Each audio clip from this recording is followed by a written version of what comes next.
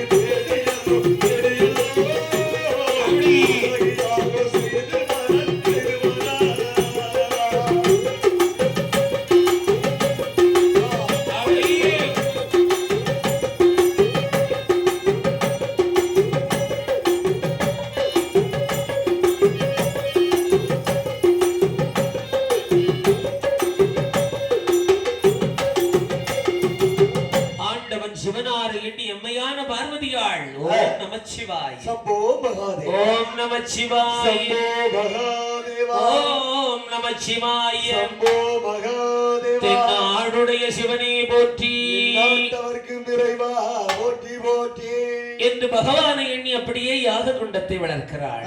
நாட்கள் ஓடுகின்றது, மாதங்கள் வருடங்கள் ஓடுகின்ற போது அப்படி மாதங்கள் ஓடுகின்ற போது வருடங்கள் செல்லுகின்ற போது அதாவது சாதாரணமா நெருப்பு பக்கத்துல போய் நின்னா என்ன நடக்கும்? உடம்பெல்லாம் என்னையா வரும்? வியர்வையாக வரும் அல்லவா? அம்மையான பார்வதியாள்